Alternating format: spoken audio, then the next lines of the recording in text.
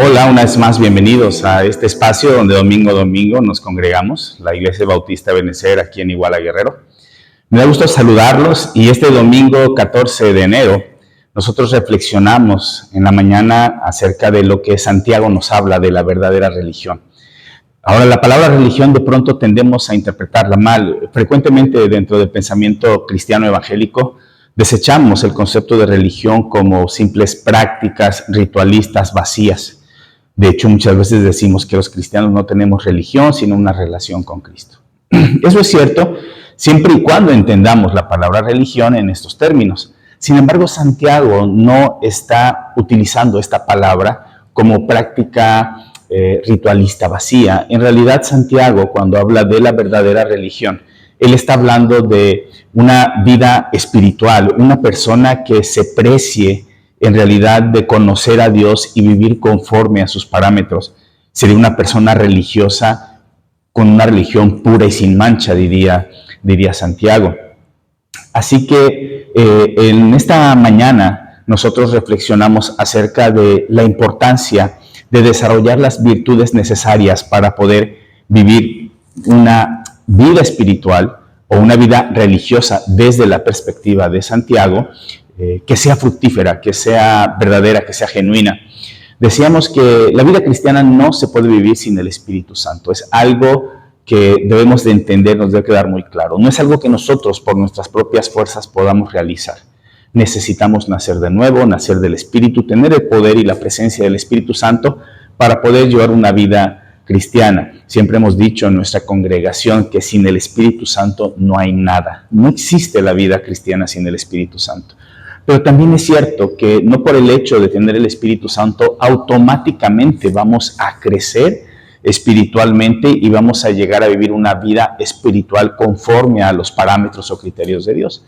Necesitamos desarrollar ciertas virtudes. Y en este capítulo 1, Santiago nos va a hablar de algunas cosas que son muy prácticas, pero que al final van a repercutir en nuestra madurez espiritual. Vimos, por ejemplo, que se nos invita a estar atentos, a aprender a escuchar.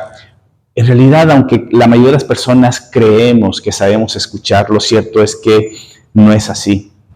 Cuando se nos dice algo que no nos agrada y enseguida respondemos es porque no sabemos escuchar. Cuando se nos está diciendo algo de suma importancia y no prestamos la atención necesaria es porque no sabemos escuchar. Cuando se está diciendo algo, Dios nos está queriendo decir algo, nosotros estamos distraídos, es que no sabemos escuchar.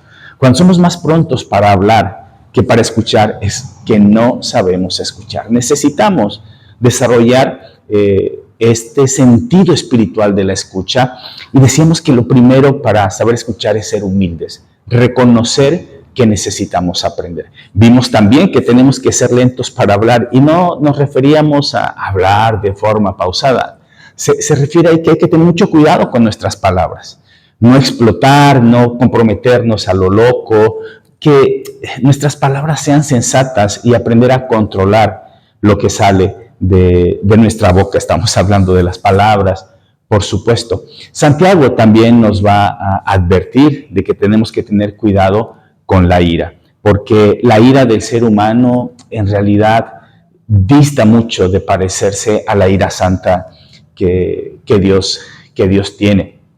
Y seguimos viendo a lo largo del servicio y a lo largo del capítulo otras enseñanzas más que Santiago nos pedía que nosotros recordáramos. Vimos, por ejemplo, que es importante despojarnos de la maldad y de la inmundicia. De pronto resulta un poco confuso cómo hacemos para despojarnos de la maldad y la inmundicia. Tenemos que aprender a soltar aquellas cosas que sabemos no van de acuerdo a lo que Dios dice. A veces pensamos que lo primero que tengo que hacer es purificar mi corazón para entonces dejar de hacer aquellas cosas que no están bien. Y en realidad podríamos empezar por el camino diferente, es empezar a dejar de hacer, tener esta convicción de ya no quiero más. Y eso puede ayudarnos a limpiar nuestro corazón.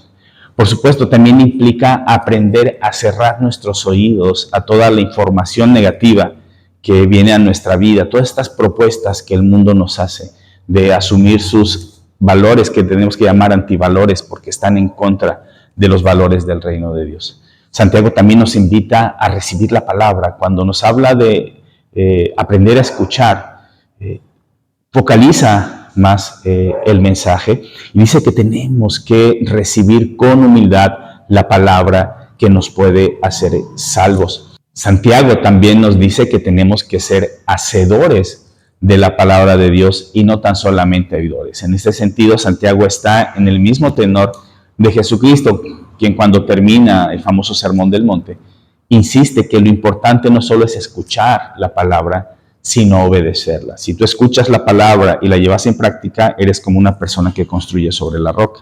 Si tú escuchas la palabra y no la llevas en práctica, eres como quien construye sobre la arena. Y sabemos cuáles son los resultados. Santiago dice exactamente lo mismo desde una perspectiva un poco diferente. Pero lo mismo, dice, no solo tienes que escuchar la palabra, tienes que llevarla a la práctica. Y finalmente Santiago nos invita a todos nosotros a saber que la dimensión de una verdadera vida espiritual no solo es una dimensión vertical, no se trata solo de la relación que yo tengo con Dios, sino la relación que también tengo con el mundo. Esa parte es muy importante. Y de esta relación que debemos tener horizontal con el mundo, él rescata dos elementos fundamentales. En primer lugar, tenemos que aprender a actuar con misericordia, con compasión, estar dispuesto a mostrar buenas obras para ayudar a los necesitados. Pero en lo segundo, Santiago va a decir que tenemos que cuidarnos del mundo, tenemos que tener convicciones y aprender a decir no, aprender a poner límites con respecto a lo que el mundo nos propone. Así que la vida cristiana no solo es mi relación con Dios a través de los hábitos o disciplinas espirituales, sino también cómo me relaciono con el mundo, diciendo sí ante la necesidad, mostrar misericordia, pero también diciendo no ante el pecado, ante ideologías negativas, ante los antivalores, decir no, nosotros no participamos de ello.